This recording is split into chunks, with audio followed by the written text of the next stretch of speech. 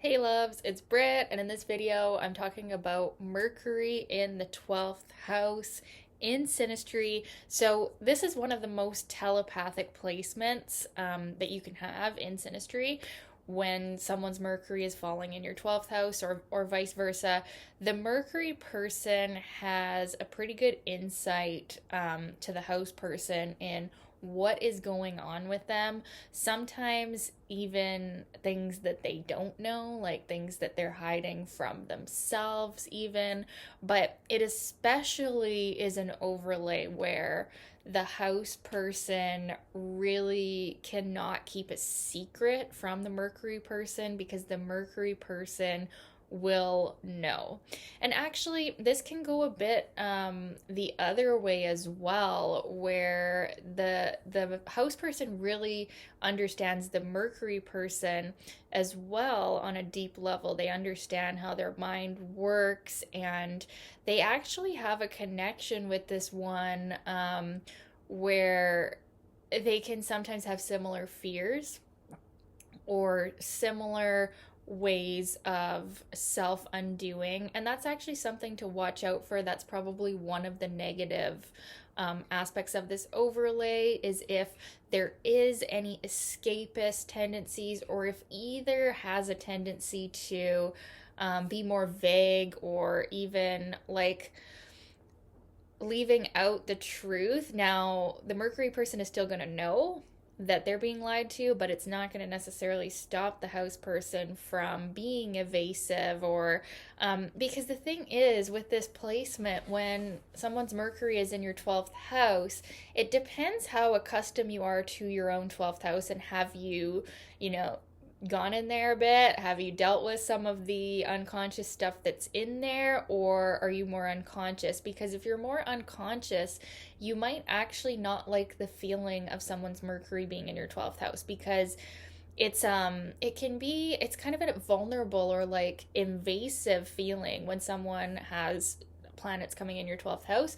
And when it's Mercury, it's like that's a very inquisitive energy to be going in this very deep, sensitive, vulnerable part of you. So the house person in this sense can sometimes seem evasive, or sometimes seem like they're hiding something, or maybe they just don't like the feeling of Mercury having this deep insight into them that maybe at times feels unwarranted or unconsensual. Like, I didn't give you consent to go into these deep parts of me. But this is all going on under the surface. This isn't like a conscious conversation that we're having, right? Unless we know astrology, we know this is going on, then we can have that conversation. But usually it's just like a vague undercurrent of like, oh, this person really knows me deeply and I don't know if I like that. Or maybe we do have comfort in the 12th house, we do have a natal planet there, or we've done some, deep psychological work or past life healing, things like that, and then it does feel like a very deep intimacy. And that's when the communication with Mercury in the 12th house synastry can be effortless. But without that, or before that point, it isn't actually one of the best ones for communication.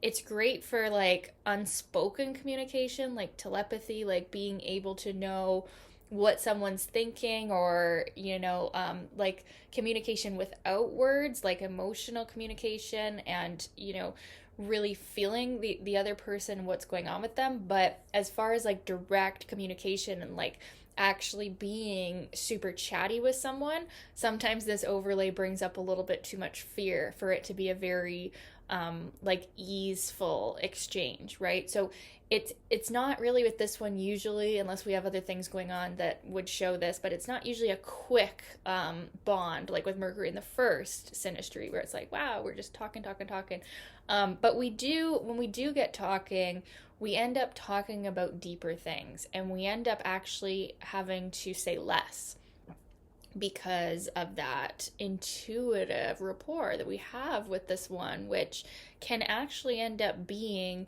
very good for communication. But it does depend on these other factors, and it does tend to take more time to get to that place where the flow's really open, right?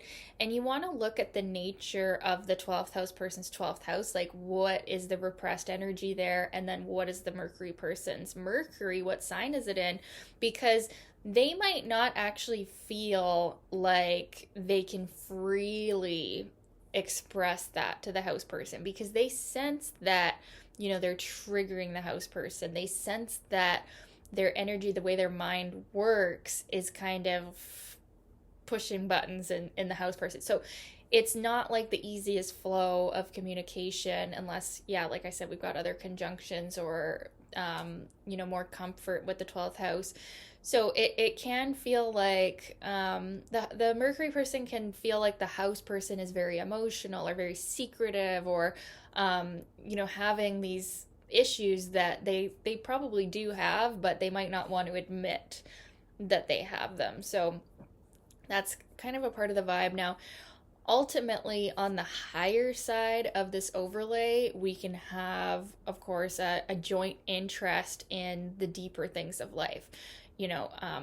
We can focus on some sort of healing together. We'll communicate about things that are profound, or things that, we don't just talk about everyday things when we have this overlay. We end up talking about just very deep things, emotional things. It can be kind of like a therapy session, having someone's Mercury in your 12th house. So we end up really getting to the root of things, and it can actually end up being very therapeutic and very healing once we get past the initial kind of vagueness or fears or discomfort that can sometimes show up when someone's Mercury is in our 12th house. And we can end up looking at them as kind of like a very special person when we have someone's Mercury in our 12th house, because we get that they see us like no other. They see us better than we see ourselves at times, and they are really able to provide us with insight on things that we weren't even aware of. And so it can end up being a gift. And then the host person can also help deepen the Mercury person's mind, and because really the 12th house in someone is like this deep spiritual reservoir of, yes, unconscious fears and things, but also past life energy, which can end up being, part of our gifts. So the host person is also helping the Mercury person, become deeper in their mind and really understand some of life's mysteries in regards to the sign that their Mercury is in. So it does end up being a more growth-oriented aspect. Now, if you do have really tense aspects or really hard aspects with Mercury in the 12th house here, it can cause a lot of miscommunications or vague fears and things coming up. So it can be quite uncomfortable. You probably, with this overlay, the aspects that Mercury is making is of like pivotal importance more than ever, especially for the house person, because it can be harsh on them to have this Mercury person's Mercury in there making these harsh aspects. It can be tough, and it can take work, it can take time and patience, and the Mercury person needs to be patient with the house person and realize that them, just by communicating and sharing their thoughts, they're really stirring things up for the house person in a big way. You could say that this is a past life contact, as with, most 12th house overlays, there is sort of a karmic undertone. It does tend to show up in significant relationships, and the danger is just that the more overt nature of Mercury isn't necessarily well expressed in the 12th house. But like I said, there's a potential for deeper type of communication that's not superficial, that's very meaningful and intimate. And if they're ready for that, this can end up being a very healing telepathic bond where we really know each other well, and we can speak without words, even no words necessary, because you just know each other so well. So I'd love to know your experience of this aspect. If you've had it in Synastry, what was it like? Let me know in the comments, you guys. I do offer one-on-one sessions as well. My links are below. Thank you so much for watching. We'll talk soon. Bye.